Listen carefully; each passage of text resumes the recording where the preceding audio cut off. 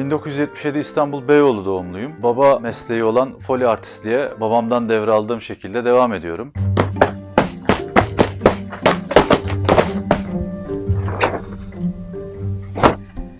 Şu an halihazırda aktif olarak Diriliş Ertuğrul dizisini yapıyorum.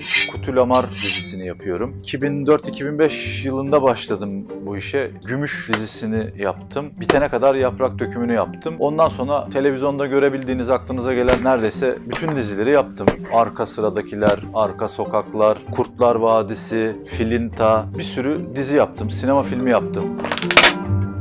Bu düştüğü yerde tahta kırıldı. Daha önceki yıllarda dublaj sanatçılarıyla eş zamanlı olarak kayıt yapılmaktadır. Zaman, teknoloji, aletler günümüzün gelişmesiyle birlikte bunlar birbirlerinden giderek ayrıldı.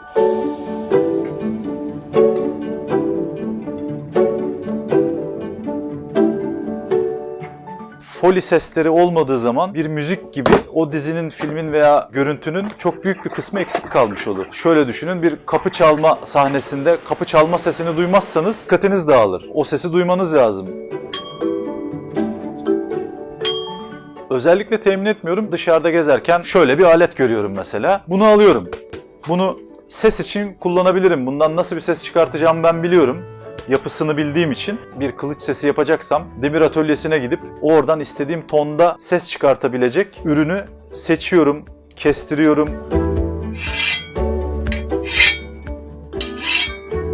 Kılıç sesini kılıçla çıkartmam veya deri koltuğa oturduğu zaman deri koltuğa oturmadan da deri koltuğa oturma sesi çıkartabilirim veya bir kuş uçma sesini şemsiye ile yapabilirim. Kemik kırılma sesini pırasayı kırarak veya havucu kırarak verebilirim.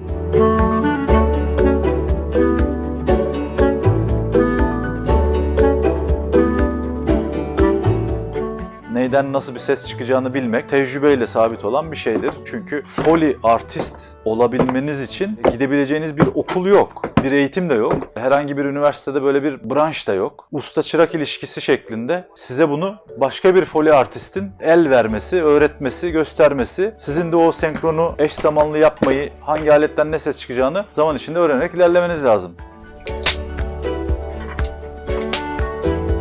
2005-2006'larda biz dublaj stüdyosunun olduğu yere gidip onların olduğu yerde yapar, elimizde de efektif çantalar taşırdık. Efekt malzemelerini çantaya koyardık, onu da arabada götürürdük. Yolda polisin çevirdiği beni oldu. Çantanın içinde silah var. Silah sesi yapmam lazım. Kurtlar Vadisi yapıyorum. Adam diyor ki bu silah ne abi diyor.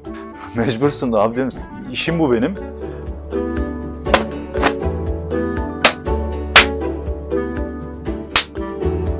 Bir meslek olarak yapabilirler. Bu işi yapan insan sayısı Türkiye'de 3 veya 4. Yapmak isteyen insanlar oldu, geldiler. Herkese kapımız açık, gelmek istiyorsa, öğrenmek istiyorsa yardım ederim. Ancak sektörel bazı sıkıntılar piyasayı çok etkileyebiliyor. Burada dizilerin zamanlarının çok uzun olması, sürelerin 2 saati hep aşıyor olması, bazı işlerde bunu yapmaya gerek duymamalarını istemeleri, dizi sayısının eski yıllara oranla azalması, piyasanın daralmasına da etki ediyor.